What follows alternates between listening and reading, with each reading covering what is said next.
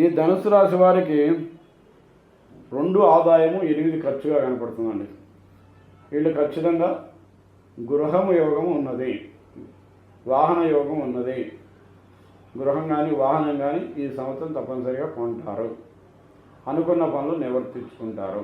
దానికోసం ఖర్చు ఎక్కువగా కనపడుతూ ఉన్నది. అంతేకాకుండా 1, 6 రాజ్యపూజ్యం 1 అండి, అవమానం 6. అంటే మీరు చేస్తున్న పనులు కొద్దిగా చెడుగా ఉన్నాయి అన్నట్టుగా భావిస్తున్నారు కాబట్టి మిమ్మల్ని ఒక్కరే గౌరవిస్తారు. 6 మిమ్మల్ని మంచి మార్గంలో నడవట్లేదు అని భావిస్తూ ఉంటారు. ఈ విధంగా ఉంటుంది. ఇక గ్రహ భావన చూసినట్టయితే అర్ధాష్టమ శని నడుస్తున్నాడండి. పనుల్లో జాప్యం, ఎప్పుడూ అనుకున్న పని 2-3 నెలల తర్వాత అవ్వటం, ప్రయాణాల్లో ఇబ్బందులు కలగటం, వాహన ప్రమాదాలు చిన్నవి చూపించటం, చిన్న వాహన ప్రమాదాలు చూపించడం, శ్రమ చూపించడం, అనుకున్న పని త్వరగా కాకపోవడం, ఏదో డబ్బు ఖర్చు పెడితే తప్పితే కాకపోవడం, ఇట్లాంటివన్నీ కొద్దిగా చూపిస్తున్నాయి. అయితే కొద్దిగా గురుబలం అనేది సప్తమంలో నడుస్తున్నాడు కాబట్టి ఇవన్నీ కూడా మీరు ఎదుర్కోగలుగుతారు. ప్రాబ్లం ఏం లేదు, ఎదుర్కొని ముందుకెళ్ళటం జరుగుతూ ఉంటుంది. అయితే ఉద్యోగ స్థానంలో కొద్దిగా మీ మీద ఒత్తిడి, ప్రెజర్ అనేది కొద్దిగా అవ్వటం జరుగుతుంది. అయితే ఉద్యోగ స్థానంలో మిత్రస్థానమే అవ్వడం వల్ల కూడా కొద్దిగా నిదానంగా మంచి జరగటం అనేది మీకు ఇక్కడ సూచిస్తున్నది. నిదానంగా మంచి జరుగుతుందండి. ఆరోగ్య పరిస్థితులను పరిశీలించినట్లయితే కొద్దిగా ఎముకలు, కాళ్ళు నొప్పులు అవి కొద్దిగా చూసుకోవాల్సి వస్తున్నది. తర్వాత మీరు చేసే పనులు కొద్దిగా ఒత్తిడి, ఒంటరితనం కూడా కొద్దిగా, ఎందుకంటే మిమ్మల్ని మీ మీద ఈర్ష్యపడేవాళ్ళు కొద్దిగా ఎక్కువ అవ్వటం అనేది కూడా కొద్దిగా జరుగుతూ ఉంటుంది. ఒంటరితనం కూడా ఇట్లాంటిది కొద్దిగా ఈ విధంగా ఉన్నదండి. ఈ విధంగా పరిస్థితి ఏర్పడుతుంది. అయితే గురువు జూన్ 2 వరకు మీకు మంచి ఫలితాలు ఇస్తాడండి. అనుకున్న పనులు పూర్తి చేయిస్తాడు. ఒక ఇల్లు కొనుక్కోవాలనుకున్నారు, ఇల్లు కంప్లీట్ చేస్తాడు. లేదా విద్యార్థులైతే విద్యలో ప్రమోషన్ కల్పిస్తాడు. ఉద్యోగస్తులకైతే ఉద్యోగంలో ప్రమోషన్ కలిగిస్తాడు. వ్యాపారస్తులైతే ఆరోగ్యం కొద్దిగా దెబ్బతిన్న వాళ్ళకైతే ఆరోగ్యం మంచిగా ఇస్తాడు. ఇవన్నీ కూడా ఎంత కష్టం ఉన్నా కానీ కొద్దిగా దాటిపోవడానికి అవకాశాన్ని ఈ గురువు కల్పిస్తున్నాడు జూన్ 2 వరకు అండి.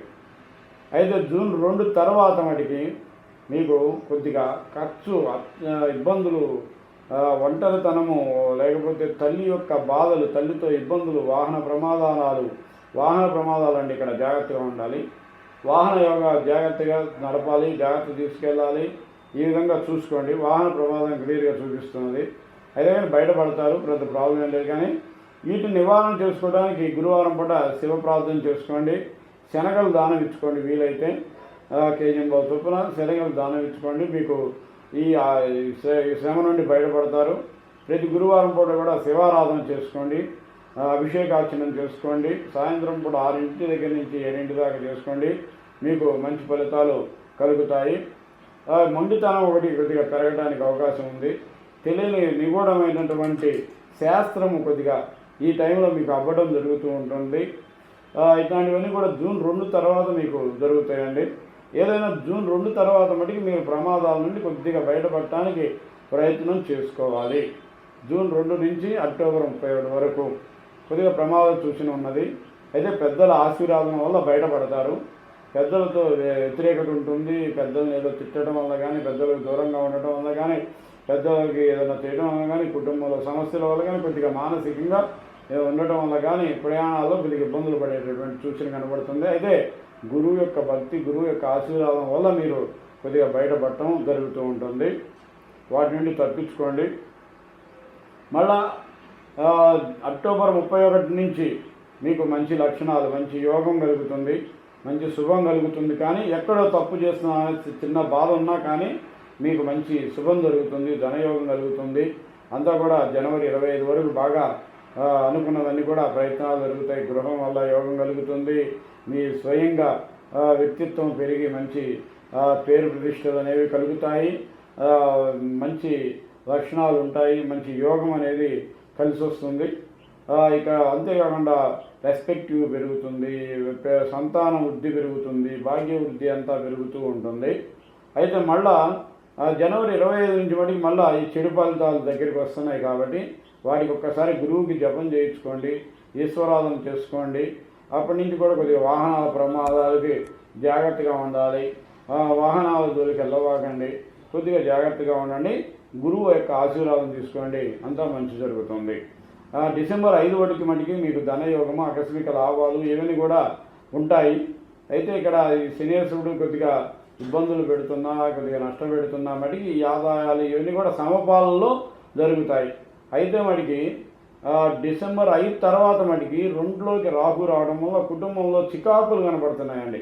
వాక్కు వల్ల చికాకు, కుటుంబం వల్ల చికాకు, మనం చేసే పనుల వల్ల చికాకు, మనం చేసే ధనయోగం నష్టపోవడం కానీ, లేదా కుటుంబంలో చికాకులు కానీ, ధనం ఒక్కసారిగా వృద్ధి అయ్యి మొత్తం ఆ వృద్ధి రావడం వల్ల మనం పూర్తిగా ఖర్చు పెట్టుకోవడం కానీ, మనకు వస్తుంది కదా అనే ఉద్దేశంతో పూర్తిగా ఖర్చు పెట్టుకోవడం కానీ ఇట్లాంటి సమస్యలు కనపడుతున్నాయండి.